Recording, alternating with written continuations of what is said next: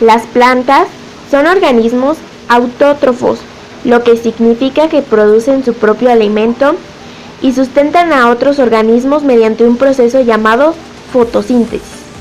La fotosíntesis es el proceso de la conversión de materia inorgánica a materia orgánica gracias a la energía que aporta la luz. Este proceso se representa de la siguiente manera. La fotosíntesis se realiza en las hojas y tallos verdes de las plantas en unas estructuras especiales de las células vegetales, los cloroplastos.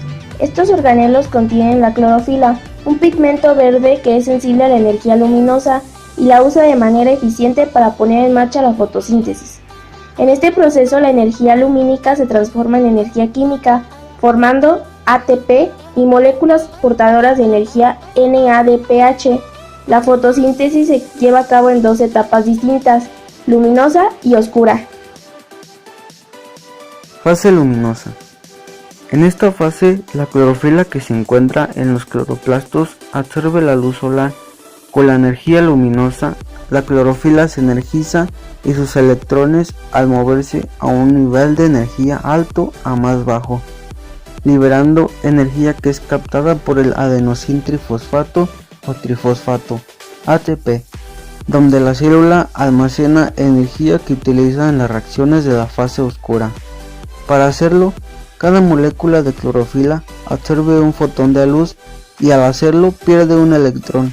Este electrón pasa a la cadena de transporte de electrones que produce el NADPH y el ATP.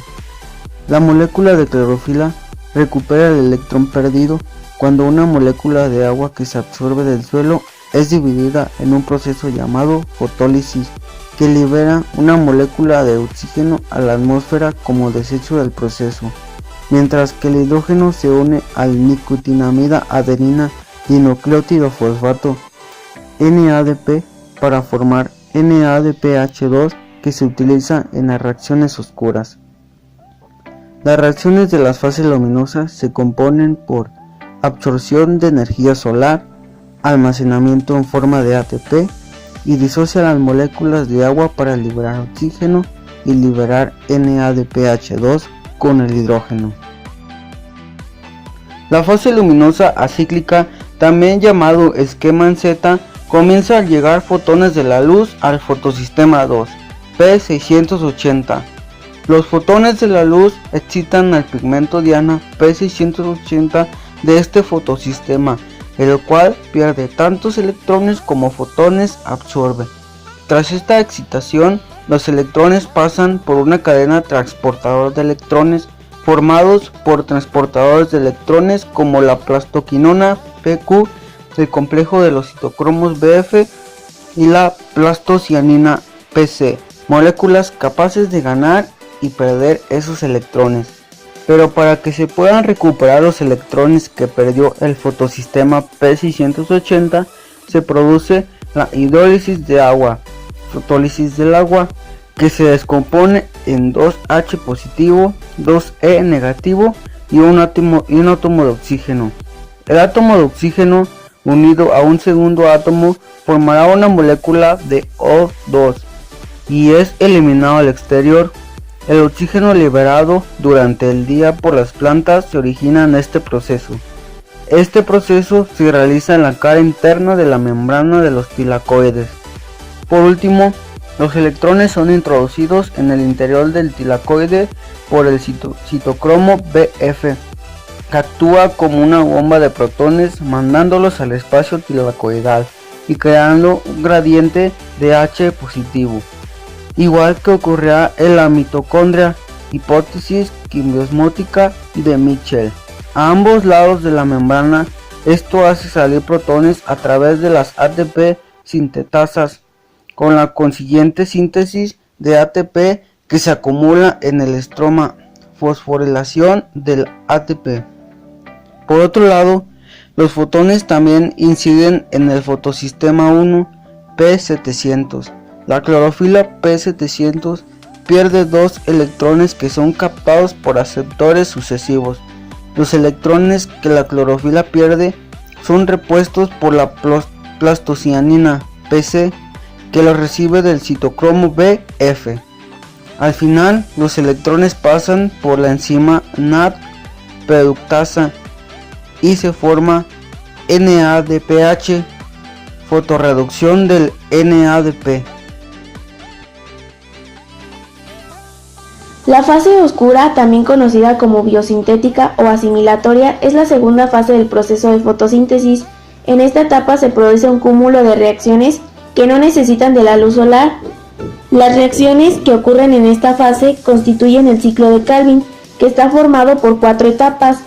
El primero es la fijación del carbono, el segundo es la reducción del fosfoglicerato, el tercero es la síntesis de biomoléculas y el cuarto es la regeneración de ribosa monofosfato.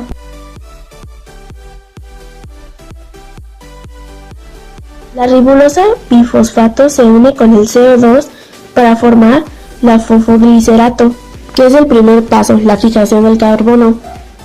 El segundo paso es la reducción del fosfoglicerato.